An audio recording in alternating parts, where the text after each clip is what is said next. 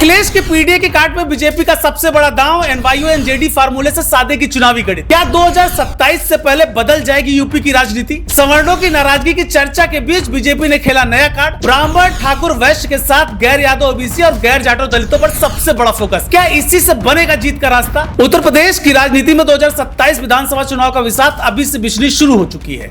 एक तरफ Samajwadi party PDA यानी पिछड़ा दलित अल्पसंख्यक के जरिए अपना सामाजिक गठबंधन मजबूत करने में जुटी है, तो दूसरी तरफ भारतीय जनता पार्टी ने भी उसके जवाब में अपनी नई रणनीति सामने रख दी है। बीजेपी की नई प्रदेश कार्यकारिणी को सिर्फ संगठन में बदलाव के तौर पर नहीं देखा जा रहा, बल्कि इसे 2027 की चुनावी तैयारी का सबसे बड़ा ब्लूप्रिंट माना जा रहा है। नमस्कार, मेरा नाम है संदीप ओझा और आप देख रहे हैं नव उत्तर प्रदेश। पार्टी का मकसद साफ दिखाई दे रहा है कि सवर्ण वोट बैंक को मजबूत बनाए रखते हुए गैर यादव पिछड़े और गैर जाटो दलित समाज को पहले से ज्यादा मजबूती के साथ अपने साथ जोड़ा जाए। यही वजह है कि अब यूपी की राजनीति में एनवाईओ और एनजीडी यानी कि नॉन यादव ओबीसी और नॉन जाटो दलित फार्मूले की चर्चा जो है वो तेजी से हो रही है। माना जा रहा है कि यही बीजेपी की सबसे बड़ी चुनावी रणनीति बनने वाली है। अब देखिए, बीजेपी अच्छी तरह से जानती है कि उत्तर प्रदेश का चुनाव अब सिर्फ हिंदुत्व के मुद्दे पर भाई नहीं जीता जा सकता। सामाजिक समीकरण भी उतने ही ज्यादा अहम है जितना कि हिंदुत्व का मुद्दा। पिछले कुछ समय में सवर्ण समाज के कुछ वर्गों में अलग अलग मुद्दों को लेकर ये चर्चाएं जरूर हुई हैं कि ऐसे में पार्टी ने अपनी नई टीम में ये संदेश देने की कोशिश की है कि उसका पारंपरिक वोट बैंक आज भी उतना ही महत्वपूर्ण है। ब्राह्मण, भूमियार, ठाकुर, वैश्य समाज को संगठन में पर्याप्त प्रतिनिधित्व देकर बीजेपी ने साफ संदेश दे दिया है कि सवर्ण नेतृत्व की भूमिका कमजोर नहीं होने दी जाएगी। वहीं दूसरी तरफ पिछड़े और दलित समाज को भी पहले से ज्यादा हिस्सेदारी देकर पार्टी ने जताने की कोशिश की है कि आने वाला चुनाव व्यापक सामाजिक भागीदारी के आधार पर ही लड़ा जाएगा। यानी पार्टी किसी एक वर्ग पर निर्भर नहीं रहने वाली, इसके बजाय हर समाज को साथ लेकर आगे बढ़ने का संदेश देना चाहती है। अब जरा समझिएगा कि बीजेपी का नया सोशल इंजीनियरिंग है क्या। एनवाईओ और एनजेडी फार्मूले पर सबसे बड़ा फोकस है। 6 में से जो 4 क्षेत्रीय अध्यक्ष हैं वो ओबीसी से बनाए गए हैं। सवर्ण नेताओं को भी बिल्कुल अहम जिम्मेदारी दी गई है। दलित प्रतिनिधित्व को भी बढ़ाया गया है इस बार, और संगठन यही से जो है वो चुनावी गणित को साधने की पूरी कोशिश में लगी हुई है। अगर नई प्रदेश टीम की संरचना पर नजर डालें तो रणनीति और स्पष्ट दिखाई देती है। 6 क्षेत्रीय अध्यक्षों में से 4 ओबीसी नेताओं को जिम्मेदारी दी गई। प्रदेश उपाध्यक्षों में भी बड़ी संख्या में पिछड़े वर्ग से हैं, जबकि अनुसूचित जाति समाज को भी संगठन में इस बार अहम स्थान मिला है।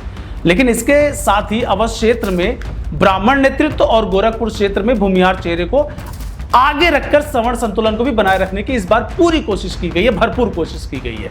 यानी बीजेपी ने संगठन की हर परत में सामाजिक संतुलन को साधने की कोशिश की है। पार्टी का संदेश यही है कि कोई भी वर्ग खुद को उपेक्षित महसूस इस बार ना करे। यही वजह है कि राजनीतिक विश्लेषक जो हैं इसे साधारण संगठनात्मक बदलाव नहीं मान रहे, बल्कि सोशल इंजीनियरिंग का सबसे बड़ा प्रयोग मान रहे हैं। बीजेपी का चुनावी गणित भी इसी दिशा की ओर इशारा करता है। उत्तर प्रदेश में ओबीसी आबादी 40% के आसपास मानी जाती है, और दलित आबादी की बात करें तो यहाँ पर करीब 21% और सवर्ण समाज लगभग 18% के आसपास माना जाता है। बीजेपी को पता है कि सत्ता में वापसी के लिए सिर्फ पारंपरिक वोट बैंक काफी नहीं होगा। वहीं यादव और मुस्लिम मतदाताओं को भी बड़ा हिस्सा समाजवादी पार्टी और इंडिया गठबंधन के साथ माना जाता है। ऐसे में गैर यादव पिछड़ों और गैर जाटो दलितों के बीच अपनी पकड़ मजबूत करना बीजेपी की प्राथमिकता बन चुका है। पूजा पाल जैसे नए चेहरों को संगठन में जगह देना इसी व्यापक रणनीति का हिस्सा माना जा रहा है। पश्चिम से लेकर पूर्वांचल तक अलग अलग जाति समूहों को प्रतिनिधित्व देकर पार्टी ये दिखाना चाहती है कि हर समाज की भूमिका जो है, भागीदारी जो है वो संगठन में सुनिश्चित है। अब सबसे बड़ा सवाल यही है कि क्या बीजेपी ये नया social engineering model Samajwadi party के पीडीए नैरेटिव को चुनौती दे पाएगा? क्या सवर्ण वोट बैंक पहले की तरह मजबूती के साथ बीजेपी के साथ बना रहेगा? और क्या गैर जाटो ओबीसी और गैर जाटो दलित समाज एक बार फिर बड़ी संख्या में बीजेपी के पक्ष में लामबंद होंगे? दूसरी तरफ अखिलेश यादव भी पीडीए अभियान के जरिए लगातार पिछड़े दलित और अल्पसंख्यक वर्ग को एक मंच पर लाने की कोशिश करते दिखाई दे रहे हैं। ऐसे में 2027 का विधानसभा चुनाव सिर्फ राजनीतिक दलों की लड़ाई नहीं रहने वाली, बल्कि सामाजिक समीकरणों की सबसे बड़ी परीक्षा बनने जा रहा है। बीजेपी ने अपनी पहली चाल संगठन से चल दी है और समाजवादी पार्टी भी अपनी अभियान को और तेज कर रही है। अब आने वाले महीनों में साफ होगा कि उत्तर प्रदेश की जनता किस सामाजिक समीकरण पर मुहर लगाती है, सबसे ज्यादा भरोसा दिखाती है और आखिर किसकी रणनीति चुनावी मैदान में सबसे ज्यादा असर दिखाती है।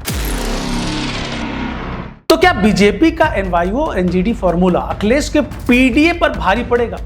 क्या संगठन में किया गया सामाजिक संतुलन चुनावी जीत में बदल पाएगा, या फिर समाजवादी पार्टी अपनी सामाजिक न्याय के नैरेटिव से बीजेपी की इस रणनीति को चुनौती देगी? इतना तय है कि 2027 की जंग अब सिर्फ मुद्दों की नहीं बल्कि सामाजिक समीकरणों की सबसे बड़ी लड़ाई बनने जा रही है। देश दुनिया की हर बड़ी सटीक और भरोसेमंद खबर देखने के लिए अभी विजिट करें हमारे वेबसाइट nowuttarpradesh.com और nownoida.com पर, क्योंकि यहाँ आपको सिर्फ सुर्खियां नहीं बल्कि पूरी जानकारी मिलेगी।